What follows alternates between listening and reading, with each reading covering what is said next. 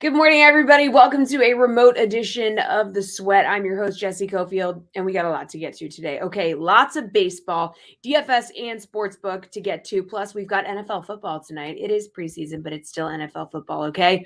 We're going to get our analysts' best bets for the New England-Houston game and the Vikings-Seahawks. And, of course, got to touch base about the Women's World Cup. But let's start in MLB. 4 games this evening on the main slate. So we got those 4 games, as you can see right here. We got the correlating starting pitchers for these matchups that you can see. And now let's bring in DraftKings contributor Gary Thorne and RotoWire's Eric Halterman. So, fellas, let's tackle this from a DFS perspective, okay? It is MLB cover the bases time. First base is a run line or money line play. Gary, where are you going to be going for this one? So there's not a whole lot of value on the money line tonight. These are some pretty lopsided games when you look at the betting perspective. So to find even like the smallest amount of value, I'm actually going to go with the Dodgers -2.5. So let's call it double run line against the Colorado Rockies. They're -170. On the run line, it's -110 if you go to -2.5. I'm willing to do it. This is a very lopsided pitching matchup. You've got Ty Black going up against Clayton Kershaw. It's Kershaw's first start off the IL. It's his first start in a really long time. I don't care. Maybe he doesn't go 6 or 7 innings, but he probably goes 5, and he's probably going to shut down the Rockies in that span of time. Colorado is not even arguably, just straight up factually the worst team in baseball against left-handed pitching. They have just a 67 WRC plus within the split. They have the lowest WOBA of any National League team within the split at just 292. Black's got an expected ERA well above 6. No JD Martinez in this game for the Dodgers. I think they'll overcome that. They'll be fine. They're going to win this game very, very handily against the Rockies. All right, Eric, not a whole lot of value on the money line here. So where are you going? Yeah, I agree with Gary. And we got 4 lopsided ones here. You could get creative like you did. I think that's not a bad choice. I think the only money line that I think is mostly sort of kind of interesting is the Cardinals as +154 underdogs at the Rays. It's really tough to bet on a non-contending team against a contender at this time of year because you just don't know the non-contending team. Their priorities aren't necessarily 100% to win. A little bit of player development and that sort of thing sneaks in there. So it's tough. It's also tough to bet on Matt Liberatore, who's got an ERA of nearly 7. The reason this one's interesting, though, is it's Zach Littell on the other side, who has never been particularly impressive as basically just a reliever and occasional opener. He has looked good in his last 2 starts, just 2 runs allowed in 11 innings, but only 5 strikeouts in those 2 outings. So I need to see a little more before I trust him as a shutdown starter. This is the Rays, they do that sort of thing. But give me at least 1 or 2 more before I'm scared of him. And really, I think this could be a slugfest. Both of these offenses are very good. For all the Cardinals' struggles this season, it hasn't really been the lineup. They rank 6th by Team WRC+. That's a lineup that's good enough to get hits, get into a slugfest, and back up Matthew Liberatore, who's probably going to need some backup, unfortunately, against the team who traded away him for Randy Arozarena a few years ago. They might have known something again with that 6.93 ERA, but of all the underdogs, this is the one that I think has at least some case you can make for him, and it's pretty much all on those Cardinals bats. All right, second base here, Eric, is going to be a game total that you're looking at. Looks like the highest one here is the Royals and Red Sox game. Yeah, let's go to the third highest of the 4 tonight, and that is Phillies Nationals. I will take the over 9 runs in this one. Of course, the Nationals would have to get a hit first before they really get involved in the run scoring party there. It's been over a game since they've done that, and the Phillies won't have Michael Lorenzen on the mound here. They'll have Aaron Nola instead, but Nola has unfortunately been pretty hittable, unfortunately, from a Phillies fan perspective. He's allowed 5 runs to the Pirates and the Royals in his last 2 starts, so the fact that he's facing the Nationals lineup here doesn't necessarily mean he's in the clear and going to shut them down for 6 innings. He hasn't really done that. 4 4 or more runs allowed in 8 of his last 13 starts. So he's consistently giving up a good chunk of runs. Patrick Corbin on the other side, I think we can trust to give up a good number of runs himself. His ERA is north of 5 for the third straight season. So it's only minus 115 on that one to get over 9 runs. I think these offenses do it, even if the Nationals need to wake up their bats quite a bit after their last game. All right, Gary, and do you have a game total that you like for this evening? What are you looking at? As per usual, Eric and I are pretty much in lockstep, almost down to the notes we had written down for this game. I mean, again, the Nationals didn't get a hit last night, but if you look at the very recent track record for Nola and the teams he has given up runs to, it's clear that anyone can hit Aaron Nola right now, which is really strange. I mean, I think we all gave Nola the benefit of the doubt in, May and even into June. You're like, he's Aaron Nola. He's fine. It just hasn't looked good all season long. And specific to his last 7 starts where he's pitched to an ERA well above 5, he's giving up 2.3 opponent home runs per 9. He just can't keep the ball in the ballpark right now. Patrick Corbin on the other side, a 6.34 expected ERA so far this season. That is almost a run higher than any other qualified starter in baseball. That's how bad. That's how singularly bad Patrick Corbin has been in 2023 and 2022, if you want to sort of extend those parameters. I think this should have been 9.5, maybe even 10, just considering the type of quality pitcher that is taking the mound tonight. I think Nola's still getting a little too much respect on this run line. All right, Gary, and how about a prop here? How about a pitching prop that you're interested in? So Eric talked about the struggles Matthew Liberatore has had this season for St. Louis. The really interesting thing with Liberatore at the major league level, because he's striking out almost 11 batters per 9 at the minor league level, he cannot generate a single swing and miss. He is first percentile strikeout rate, second percentile whiff rate among pitchers in the majors in 2023. This is someone who the last 52 batters he has faced, he's struck out only 2 of them. So when you see a strikeout prop set at 2.5, your first inclination is to go, oh, well, anyone's going to cover that if they pitch 3 or 4 innings. I don't think we can do that tonight with Matthew Liberatore. He's actually gone under 2.5 strikeouts in 6 of his 9 starts so far this season. Tampa does strike out at a slightly above average rate. They sacrifice strikeouts for power. So maybe this is a bad matchup for this trend to continue, but he is arguably the worst strikeout pitcher in baseball. So at plus 125 to do something that he's done in 66% of his starts anyway, I'll take a chance. All right, Eric, who do you like for your pitching prop here? Yeah, not a lot of amazing pitching, but I do think in some of these lopsided games, the direction I might go in is betting on the starting pitcher to get a win rather than betting on the team to get a win. I think, for example, in that Phillies game, it's a great example. I don't think I want the Phillies money line at minus 258 in this game, even though I do think that they're clearly favorites. But Aaron Nola to win at minus 115, even though we've been saying that we don't really love how he's performed this year, I do think the Phillies should be pretty clear favorites. And if Nola pitches 5 or 6 innings, I think he'll leave with enough of a lead. Even if he doesn't pitch very well, I could see him giving up 3 runs in 6 innings, but the Phillies already having scored 5 and winning this one fairly easily. I think that's a decent path here. I think also James Paxton to get a win against the Royals. He's at plus 135. You're getting better deal there than betting on the Red Sox money line. That's minus 250. I think as long as you trust the pitcher to go at least 5 innings, I think always take a look at that pitcher win and see if it might be a better deal in these games that are particularly lopsided. All right, Eric, let's go to the other side of things. How about a batting prop you're interested in for this evening?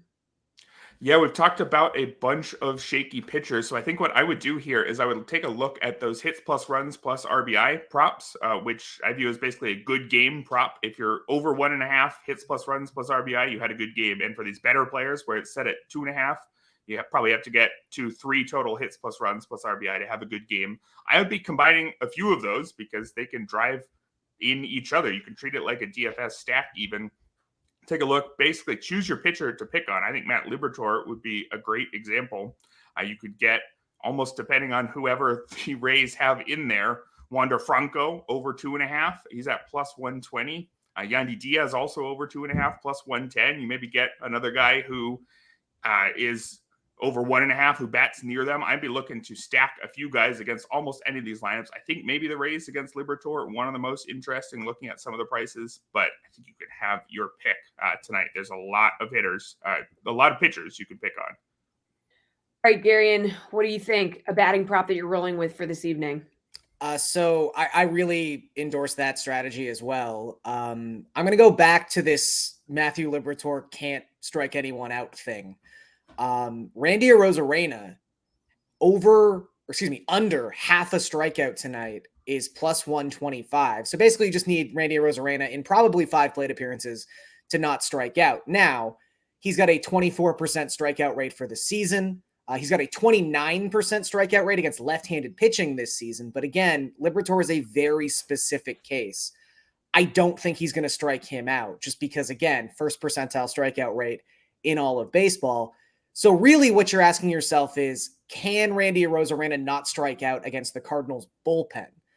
And I think when you look at the strikeout rates for that bullpen, all the guys at the top of the leaderboard for St. Louis, whether it's Ryan Helsley, who's on the IL, whether it's Jordan Hicks, who's in Toronto, whether it's Chris Stratton, who's no longer with the team. I mean, even Genesis Cabrera is still ranking very high in terms of bullpen strikeouts for the Cardinals this season. He's not in St. Louis anymore either. They don't really have a very strikeout-heavy bullpen aside from Gallegos, who's only going to pitch in this game if they're winning at the end of it. So I think Arozarena, even though he is someone prone to striking out from time to time, I think under half a strikeout at plus money is a really nice value option.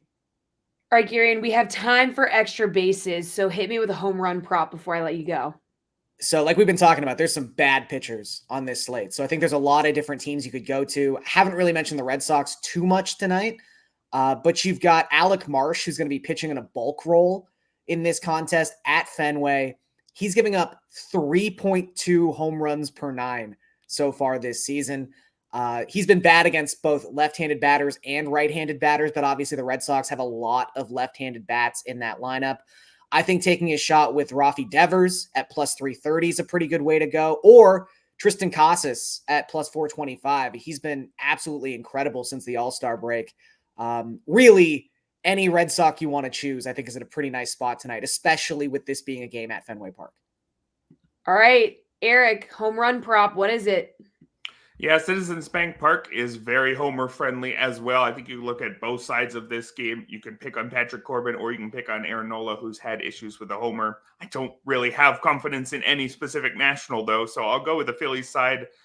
Take a right-hander against Patrick Corbin. Alec Boehm plus 380 to homer, or perhaps Nick Castellanos plus 425, or JT Realmuto plus 400. Those are 3 guys who look pretty interesting to me tonight. All right, good stuff, fellas. Thank you for giving us your bets.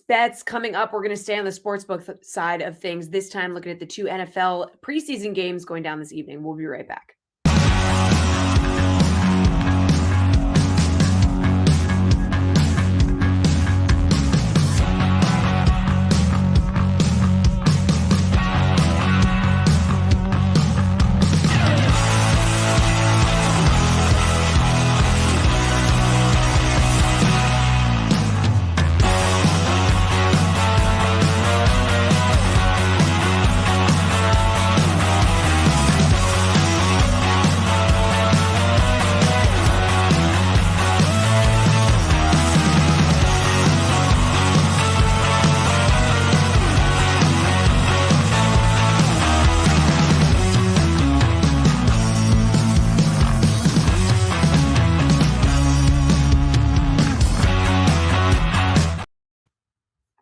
All right, everybody, welcome back to The Sweat. I'm Jesse Cofield, and I'm joined by DraftKings contributor Jeff Pratt and DK content creator Tanner Kern, who are here to talk about tonight's 2 preseason games in the NFL. Gentlemen, it's the Houston Texans visiting the New England Patriots and the Minnesota Vikings on the road in Seattle to face the Seahawks. So let's mosey on over to the DK Sportsbook, shall we? Jeff, give me a game bet for Texans Pats.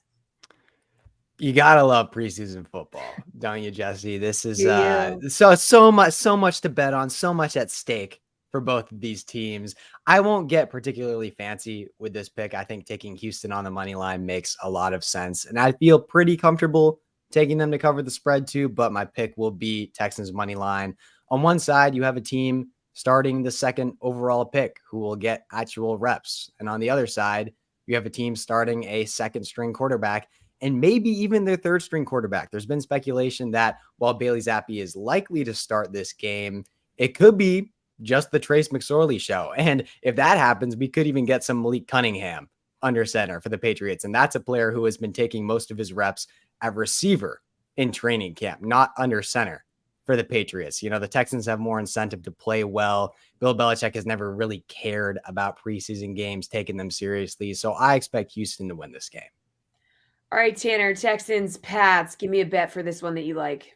So I'm going to be on the other side of it. I'm going to take the Patriots with the points here. We went up to training camp this week and we're watching the Patriots. The twos looked really good against the ones on both sides of the ball. So that gives me a little more confidence to bet New England here. And when I look at the Houston Texans, they are going to start CJ Stroud tonight, the number 2 overall pick. But it's his first taste of live NFL action. He's on the road and he is facing one of the best defensive-minded head coaches of all time. So when I look at that, it's not necessarily an ideal matchup for Stroud to get his first taste of NFL action. Then after him, the Texans are going to go with Davis Mills and Case Keenum.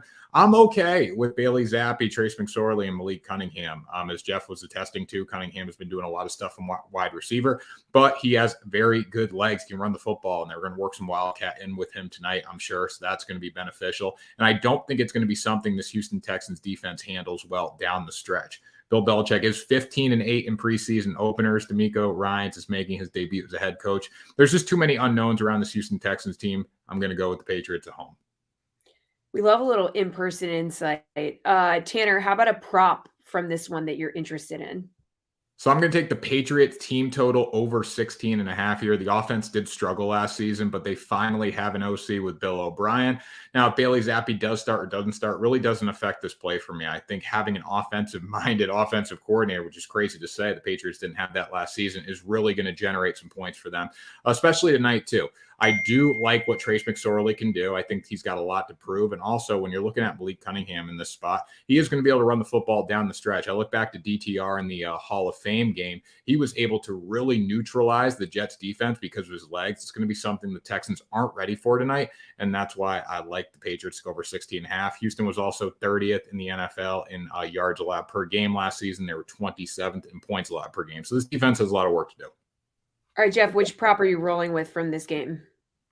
I like Tanner's analysis there, and I'm going to double down on Houston here. We're clearly just on other sides of how we expect this game to play out, and that's perfectly fine. It really just comes down to, how long is Bill Belichick willing to play Bailey Zappi in the second unit? I think if they get a couple of series, then they put up a couple scores, then could be interesting. But if Zappi's out there for one series or not even one, I'm not sure how Trace McSorley, Malik Cunningham rack up 17 plus points. Now, it could happen. This Texas defense is not great. I completely agree with him there, but I am doubling down on them to win this game. I don't think it's going to be a blowout because even if he doesn't care about winning preseason games, Bill Belichick doesn't necessarily want to get embarrassed in front of his home crowd. They're playing in Gillette tonight. I would expect the Patriots to be much tighter defensively than they are offensively tonight. And that's not a knock on Bill O'Brien. I think he's going to be fantastic for this team. They're just still working out some kinks there in their system. And the offensive line has not looked great whatsoever throughout preseason. So it doesn't matter who's under center. If you can't protect the quarterback and give him 2 seconds to get the ball out, it's not going to work out well for you. And the opposite will likely be true for the Texans with a very talented quarterback under center in CJ Stroud. So while I think Houston will win, I think it's going to be tight. So I like the Texans to win by a margin of 1-6 at plus 330 on DraftKings Sportsbook. All right, Jeff, let's talk about the other game. We got Minnesota at Seattle. You got to have a game bet for this one. What is it? I do. I'm going to take Seattle on the money line tonight. In 2023, Jesse, I never thought the presence of Drew Lock would be the main factor in me picking a team to win, especially the team he's playing for. But that is the case tonight. It's in Lock's best interest to play well and to play very well tonight. Pete Carroll has already confirmed that while he may not start, I believe he will start. But even if he doesn't, he's going to play significant reps. With all due respect to Nick Mullins on the other side from Minnesota, I'm not expecting him to come in and light the world on fire tonight. At this stage in his career, he is locked into a backup quarterback role. While Locke is only 26 years old, I would imagine that he still thinks he can be a starter in the NFL, which means he's got to come out, take every advantage he can to show that. Whether that's true or not is yet to be seen, but he should give it his all and put some points on the board. Seattle should win this game. All right, Tanner, how do you feel about this game? Which game bet are you going to be rolling with? I like the Seattle pick, but I'm going to take a different play here. I'm going to go with the over of 35 points. I think there's going to be a good amount of points put on the board. You got Nick Mullins going for Minnesota, Drew Lock for Seattle. Both those guys have NFL experience. Lock was competing for the starting job last year in Seattle until Geno Smith stepped up. So that shows what the Seattle Seahawks think of him. They think he can put points up on the board. I hope those guys are the ones that are able to do it, because when the backups come in Jaron Hall and Holton Ahlers, I don't have as much faith in those guys under center, but I do like the second string quarterbacks in this spot, especially with the defenses for both sides. Neither team was good on defense last year. Seattle was slightly better, but when you look at the Vikings, they were last in yards allowed per game, and they were third to last in points allowed per game. So I think there's going to be opportunities for both teams to put up points and get this game over 35. All right, Tanner, how about a prop for this one? What do you like? Going to go back to a team total for points. I like the Seattle Seahawks to go over 19.5 points here. It's definitely a big ask for any team to get 20 points in a preseason opener. However, for this game, I think it's worth taking. When you look at the Seattle Seahawks, Drew Lock is under center. He's got plenty of experience in the NFL. He competed for a starting job last year, and he's going to be working with an offense that he's been in for over a year now. And you look at who he's going to be throwing to tonight, Jackson Smith-Njigba. I'm sure he's going to get some reps. First receiver off the board in the draft. He was sensational at Ohio State a couple of years ago. Last season didn't necessarily go his way because of an injury, but he dominated a receiver room that featured Garrett Wilson and Chris Olave. So that just shows what kind of receiver you're getting out of him. I think he's going to have a big night, and the Seattle team is going to get over 19.5 points. All right, Jeff, which prop are you rolling with?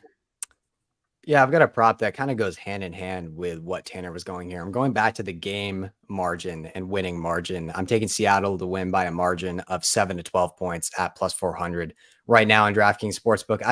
As I explained before, Drew Lock's going to come in with motivation to play well, put points on the board early. And we don't have a lot to go off of for these preseason picks, especially when it's a team's first preseason game of the year. However, not a ton about this Vikings roster has changed compared to last year, and it's worth noting that they lost every 2022 preseason game by at least 6 points, and they also lost every 2021 preseason game. So this is not a team that performs well in this situation. I don't think that they can put a lot of points on the board here. So I think that what Tanner said is great. Seattle, I could easily see them putting up 20 plus points, and I think they'll win by 7 to 12. All right, fellas, thank you. That is all the time that we have. Hang tight because Women's World Cup chatter is coming up next when the sweat returns.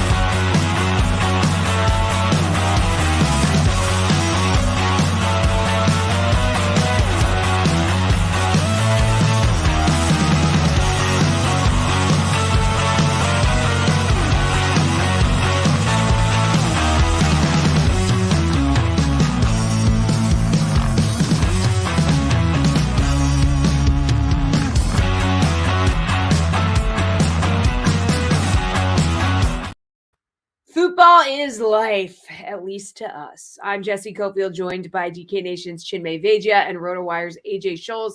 Guys, Women's World Cup is heading into the quarterfinal round of the tournament.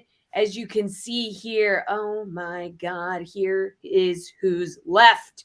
A lot of teams we thought would still be here are not. Okay, so let's start with a bet for Spain versus the Netherlands. The Dutch fell just short of the final in 2019, so they're probably chomping at the bit here. Chinmay, what do you like in this one? Yeah, I actually like Netherlands to advance in this game. Comes in at plus 190, but I think the best bet here is that Jill Roord gets a goal. She scored 4 goals in 4 matches, was not on the score sheet in the opener, but then snagged one against the United States, grabbed 2 against Vietnam, and then scored in this knockout game against South Africa. She comes in at plus 400. So I think it's tremendous value for somebody who has found the back of the net consistently in this World Cup and likely would need to score for Netherlands to get the job done. And I actually think Spain, even though they've been able to put the ball in the back of the net, have been at times shown that they really struggle to make that final move. And I think Netherlands have the defense to get the job done. We thought Switzerland would be able to do it. They did not. But I actually like Netherlands to advance here and Jill Roord as an anytime scorer. All right, AJ, a bet, Spain versus Netherlands. What do you like? I like everything Chinmay just said. I think that's definitely the way to go.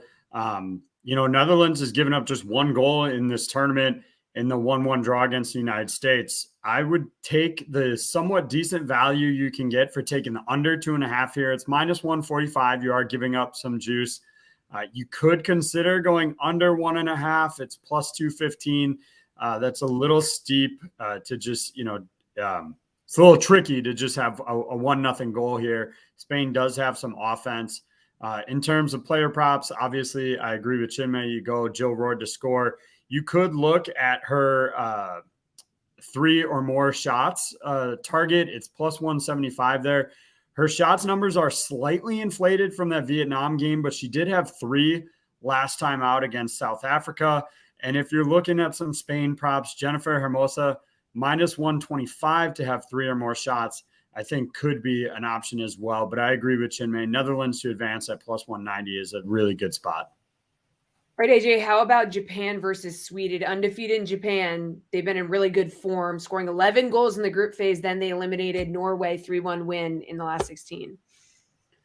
Yeah, I mean, I'm kind of tempted to just keep riding Sweden. I was on them heading into that U.S. game. The money line pay is plus 215. You can get them just to advance at plus 125. That's a little bit safer, obviously. For me, I think total corners over 9.5 is plus 110. That's a really good spot as well. You could just take the Sweden side of that over 4.5 for plus 105. They're really solid defensively. I think the under is definitely in play in this contest. If you want a player prop here, Hinata Miyazawa to score is plus 250 for Japan. She's the Golden Boot leader. So getting plus 250 for the player who scored the most goals in the tournament so far is a really good spot as well. But I do think I'm probably going to stick with Sweden. If I'm going to pick them to beat the United States, I think I'm stuck with them the rest of the way here. All right, Chinmay, where are you going in this one? Yeah, I'm going in the complete opposite direction here. I'm riding with Japan. I think, Musovic had a phenomenal game in goal against the United States. I think she had 10, maybe 11 saves in that game. And that's just unlikely to happen again. And I know Sweden, didn't play quite up to their standard, but Sweden's real only threat to score goals, in my opinion, at least is on set pieces. They don't look like a team that's going to be able to score in open play, at least as frequently as Japan has been able to do in this World Cup. So I like over 2.5 total goals, which comes in at plus 140. And I like Japan over 1.5 goals as a team that comes in at plus 160. I think the Japanese get the job done here and move on to the semifinal round. All right, Chinmay, how about co-host nation Australia facing France? This is going to be a good one. Who do you like? It's really tempting to back Australia here on the money line at plus 270. They really struggled in the first few group stage games, but kind of found their form against Canada and then had a really good game in the knockout round. Really poised performance, didn't get too high up or down. And now Sam Kerr is back in the mix, and I think she will get the start. in this game. So I like Sam Kerr, 3 or more shots. Comes in at plus 110. She's going to be aggressive. Feel like the home crowd is going to be backing her. So I like that as the best bet. But if I were to take a money line pick, I think I would go with Australia. It's hard not to ride with them at this point, given all the momentum that they've had over the last 2 matches. AJ, are you on the Aussie side? I am. You look at France, they have been playing really well. They just steamrolled Morocco, but they really haven't faced a ton of opposition in this tournament. They've played some easier teams. Now, having said that, Eugenie Le Sommer is a great option to pick her to score. She's France's all-time leading goal scorer, and you get her at plus 185. Similar to Chime, if Sam Kerr starts here, I think you look at her scoring prop, her shot prop as well. And then additionally, Caitlin Fjord is averaging just under 4 shots per match right now. So I like her to have 3 or more shots at plus 240. Even if both her and Kerr start, I think Fjord should still get plenty of opportunities here against France. Okay, England going to be without Lauren James when they face Colombia. AJ, what do you think? I mean, James has scored 3 of England's 7 non-penalty goals at the World Cup. Yeah, and we just found out this morning that they're going to hit her with an additional game there. So they'll have to make it even further following the two match ban. So she'll miss the quarterfinals and the semifinals for them. I think I still feel most confident about England. And looking at all 4 of these matchups, England's the team I feel most confident betting. The line shows that as well. I like England minus 1.5 goals, comes in at plus 160. That's really good value. The total corners in this match is set at 8.5. I like the over there, minus 135, just a little bit of juice you're giving up there. As you mentioned, Lauren James scoring 3 of the goals. Every other goal scorer is at 1 for England. So it's kind of hard to pick a player prop there. The one I think I'd most likely pick to score is probably Rachel Daly, but not super confident in any of the goal scorers given how spread out the offense has been outside of Lauren James. All right, Chinmay, what's your take on this game? A Lauren James-less England. If we throw out the China game that England played, they haven't really scored that many goals. They scored 1 goal in each of the first 2 group stage games and then didn't score through regular time and extra time against Nigeria and had to advance on penalties. So it's not like England have really been putting the ball in the back of the net. I think England will win this game. So I like an England win, and you can either go over or under on the goals. The under on 1.5 goals comes in at plus 360. I like that a lot more than the over 1.5 goals, which comes in at plus 110. But I do think Colombia, there's a chance that they could let a few through pushing forward and England gets a couple on the counterattack.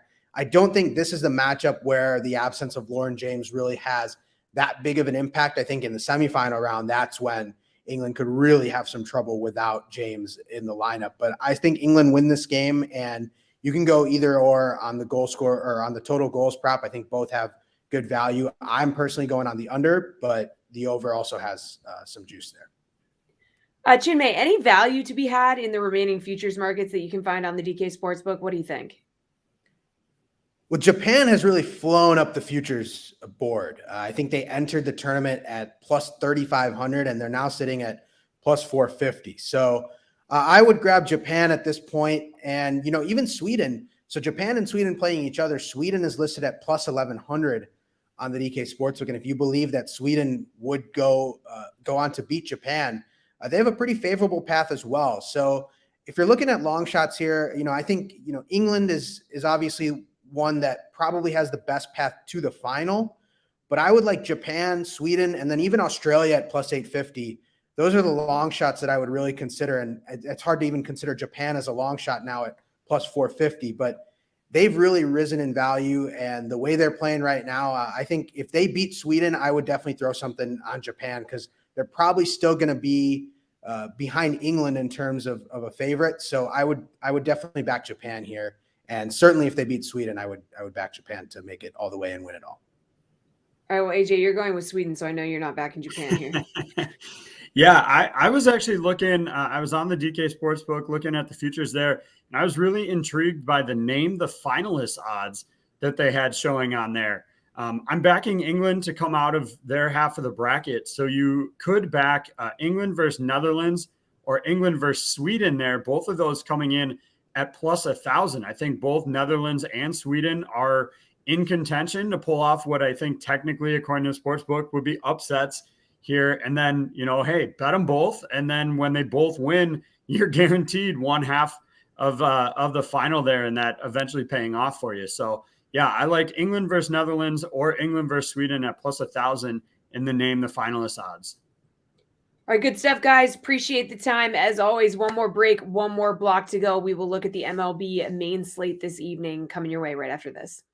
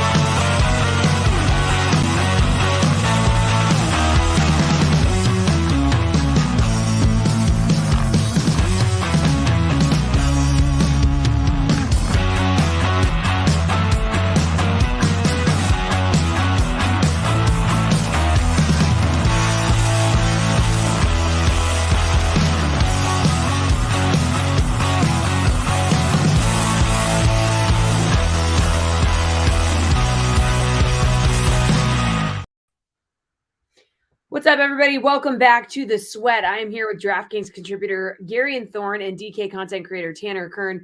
Guys, we are looking at the MLB main slate this evening, and we're going to do a little MLB price check. So taking a look at this from a DFS perspective, as you can see here, these are the games that are going down. So let's talk about these starting pitchers that you can see listed. Gary, is there a starting pitcher you need in your lineup? I mean, you got to pick one. Yeah, unfortunately, you actually have to pick two, which is going to be a big struggle with this particular slate. I think James Paxton is probably my number one option. He's the guy I worry the least about, which is saying something because he just gave up 3 home runs in his last start. And Kansas City's actually been one of the best offenses in baseball the past 2 weeks. They have a 125 WRC plus in that span of time. But at the end of the day, I'm going to let the larger sample sizes kind of dictate my choices here. Kansas City, not a good offense for most of the season. James Paxton, a very good pitcher for most of 2023. He's had 14 starts this season. He's rocking a 3.25 expected ERA, striking out over 10 opposing batters per 9 innings. His strikeout rate up above 27%. He's also been especially good at Fenway Park if you throw out that last start against the Blue Jays. So I think Paxton gets back on track.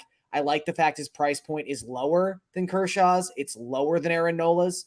I think you put all that together, he's the most appealing option. All right, Tanner, a starting pitcher that you have to have in your lineup. I'm sorry, but yes.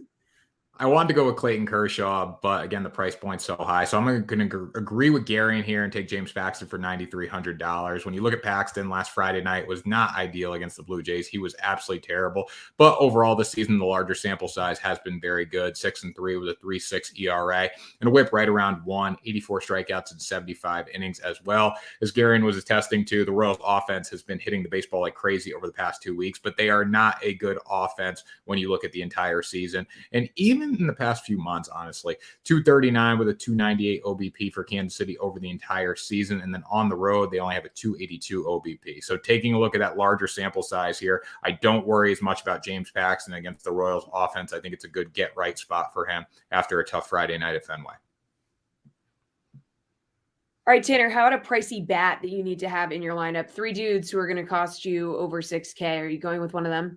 Yeah, so while I don't necessarily love Clayton Kershaw on the mound for the Dodgers, I love pretty much every single Dodger hitter tonight. So I'm going to take Freddie Freeman for $6,200. It's never a bad bet going with Freeman in any capacity. Batting .344 with an OPS over 1,000. He's blasted 23 homers. He has 81 RBIs on the season. It doesn't matter the pitcher. When Freddie Freeman is at the plate, he is going to deliver.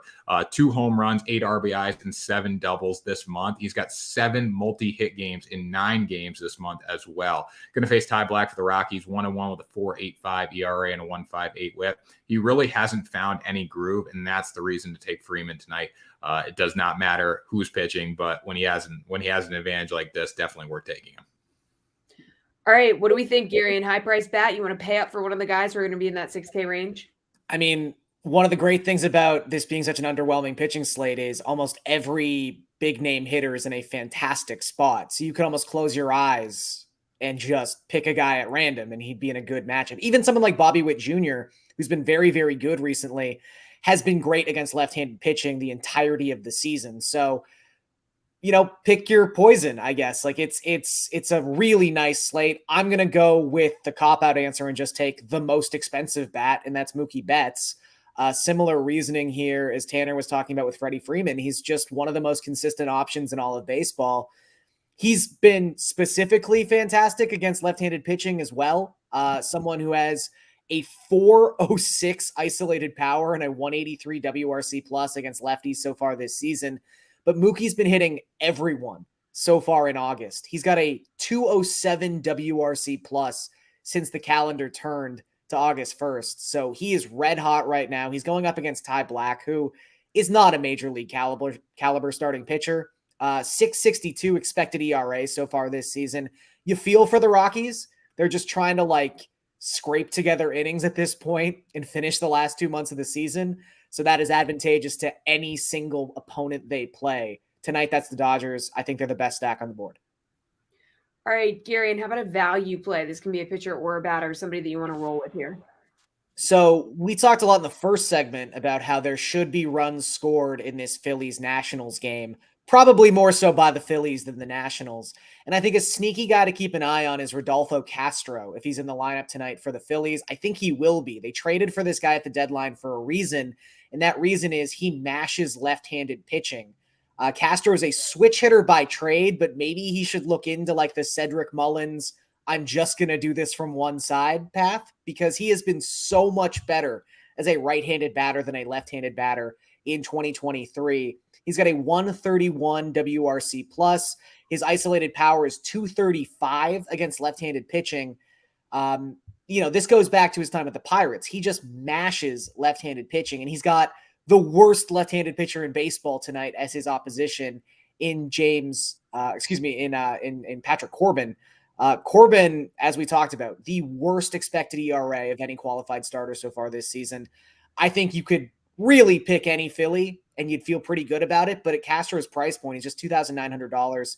He is my favorite value option in that lineup. Tanner, whose price point is right for value for you? Kike Hernandez for $3,000. He's batting .333 with 370 OBP and 995 OPS in the past week. He's actually been really, really good. If you look at his recent sample size compared to the larger sample size since he came over to the Dodgers, going to face Ty Black. I don't need to pick on him anymore, but the bottom line is I don't want to start any pitcher or, I want to play offensive. I want to play batters that are going against pitchers like this. 37 hits allowed in 26 innings.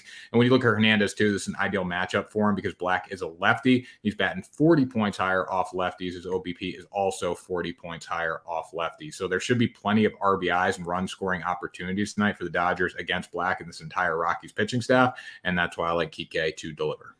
All right, Tanner, how about your biggest fade? Is there some big name out there that you just feel like people should be staying away from? I don't know if he's a big name. We've talked about how bad this pitching slate is, but it's really bad at the bottom. And that's why I would say if you consider Patrick Corbin in any way on your lineup, just don't. Turn around. Don't do it. Don't submit that lineup because he's terrible. $7,400 tonight, which is way overpriced for a guy like Patrick Corbin. 7-11 on the season with a 5 ERA and a 1.5 WHIP. He doesn't have elite strikeout ability. He's only had 89 and 132 innings, so you're not going to score points there. And then his past 4 games, he's allowed 7 home runs and 15 earned runs. So nothing is pretty about Patrick Corbin. I also wouldn't want to start him against the Phillies, especially right now because they've scored 36 runs in their past 5 games. All right, Gary, and biggest fade, who's it going to be? So the really tough part about this slate, we were joking about it, but it's true. You have to start 2 pitchers tonight. There's only 8 to choose from, and there's some awful names at the bottom of this slate and some guys who just have no strikeout upside whatsoever. So you're kind of left with the 3 guys at the top, except everyone's going to be going with that path. So I would maybe suggest getting some Zach Littell in there. It's not a great matchup, but he's at least a member of the Rays and has some win expectancy. And if you're doing that and you've got Paxton in your lineup, that means just straight up fading Aaron Nola. And he's been so bad his last 7 starts, giving up 2.3 home runs per 9 in that span of time. Even if the Nationals, who didn't get a hit last night, are underwhelming again, the one thing they do really well is not strike out. They have the second lowest strikeout rate in all of baseball. I just think Nola is not deserving of ever being over $10,000 with the current state he's pitching in. All right, fellas, good stuff. Thank you so much. We appreciate the time. That is a show. The Sweat will be back tomorrow morning at 11 a.m. Eastern Time. Emerson Latzia will be your host. Thank you for joining us today, and see you tomorrow.